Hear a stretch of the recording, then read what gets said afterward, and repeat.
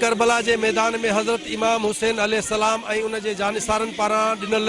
लाज़वाल कुर्बानी के भेटा ॾियण जो सिलसिलो सॼे मुल्क जी नशोर फिरोज़ में भी जारी है।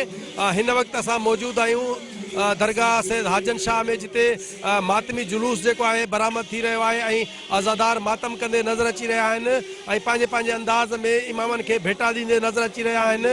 सिक्योरिटी के हवाले से नाज़रीन मां तव्हांखे ॿुधायां त नौशरो फिरोज़ में सिक्योरिटी जा इंतजाम सख्त किया विया आहिनि।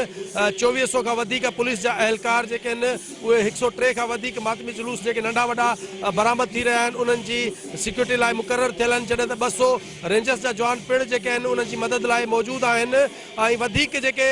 सवन जी तइदाद में रज़ाकार आहिनि जेके इमाम बारगाहुनि जी दाख़िली ऐं ख़ारिजी रस्तनि ते उहे नौजवान मुक़ररु थियल आहिनि। उहे हर ईंदड़ ऐं वेंदड़ माण्हूअ जी चकास कंदे नज़र अची रहिया आहिनि ऐं सिक्योरिटी जे इंतज़ामनि में पिण बाबेली थी रहा आहिनि। नाज़रीन तव्हांखे मां हिते इहो ॿुधायां त नौशरो फिरोज़ में 103 नंढा वॾा मातमी जुलूस बरामद थी रहा आहिनि, जिन में 25 जेके आहिनि उहे हसास ऐं 78 जेके आहिनि उहे जेके नॉर्मल करार ॾिना विया आहिनि। ॿिए पासे